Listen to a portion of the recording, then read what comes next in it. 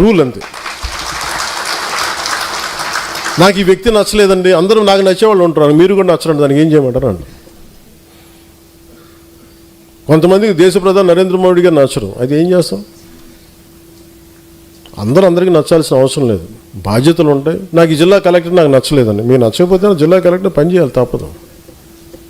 అందరూ మనకు నచ్చేవాళ్ళు ఉంటారు. అలాగే పొలిటికల్ పార్టీలు అన్ని పదవుల్లో మీకు నచ్చేవాళ్ళు ఉంటారు, మీకు ఆమోదయోగ్యంగా ఉండేవాళ్ళు ఉంటారు. వీటన్నిటి అధిగమించి మనం ముందుకు ఎలా ముందుకు వెళ్తాం అనేది. అందుకని 25 పార్లమెంటరీ సెలక్షన్ కమిటీస్ వీళ్ళు సెలెక్ట్ చేయరు. వీళ్ళు ఏం చేస్తారంటే మీరు ఇచ్చే ప్రతి ఊర్లో పంచాయతీలో ఉండే సాధక్స్ దగ్గర నుంచి 100 చేసిన వాళ్ళు 200 చేసిన వాళ్ళు అందరూ నాకు తెలియాలి. దాదాపు 20,000 మంది ఉన్నారు, 21 lakh ఉద్యమి ఉన్నారు. వాళ్ళందరికీ కూడా నేను అందరికీ కూడా ఒక దిశానిర్దేశం చాలా బలంగా చేసి పెడతాను. నేను ఇప్పుడు స్టార్ట్ చేసింది నెక్స్ట్ మంత్ ఫస్ట్ వీక్లో ప్రారంభిస్తాం. నా కోరిక ఏంటంటే ఆగస్టు 14కి మొత్తం అన్ని కమిటీస్ అయిపోవాలి ఆంధ్రప్రదేశ్ మొత్తం సంబంధించి. అంటే స్వాతంత్ర సమరాలు ఎలా చేస్తే మన స్వాతంత్ర పండగ జెండా పండుగ ఎలా చేయాలంటే మన కార్యవర్గంతో చేస్తాం. ప్రతి ఊళ్ళో మన కార్యవర్గంతో చేయాలి, అంత బలంగా చేద్దాం. అందుకని నన్ను క్వశ్చన్ చేయకండి ప్లీజ్. అలాగే మీరు ఎవరైనా సరే బయటికి వెళ్ళి ఇది మాట్లాడాలంటే I find way to mechanism ఒకటి పెడతాను, మీరు దాంట్లోనే మాట్లాడాలి.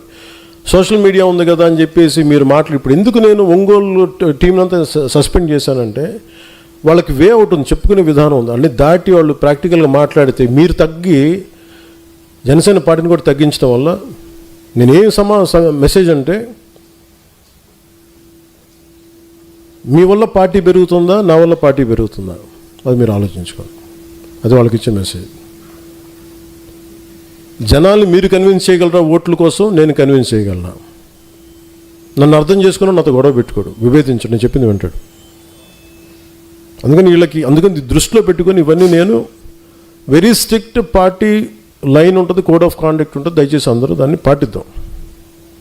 విభేదాలు ఉన్నా కానీ there is a structured way to address conflict.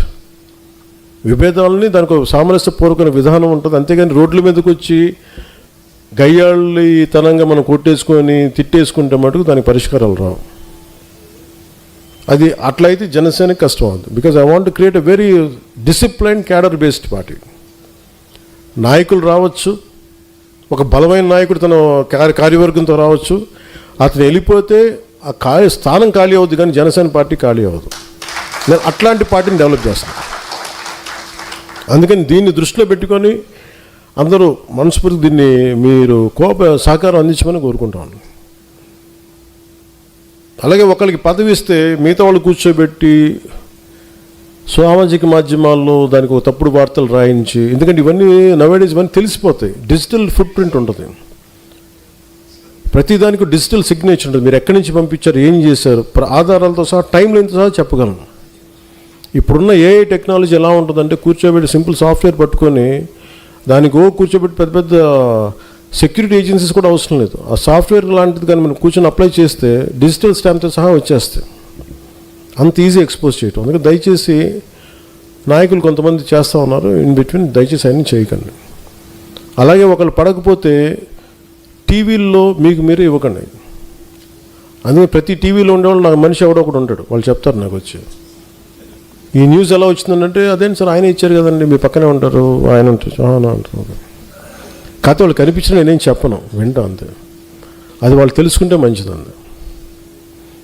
ఎందుకంటే నేను క్షమిస్తాను, అర్థం చేసుకోగలను.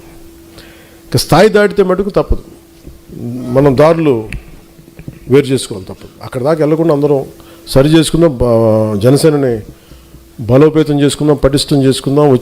రాబోయే స్థానిక ఎన్నికల్లో మన బలాన్ని బలంగా ప్రదర్శిద్దామని తెలియజేసుకుని మీ అందరికీ ధన్యవాదాలు తెలుపుకొని సెలవు తీసుకుని జై హింద్, జై జనసేన.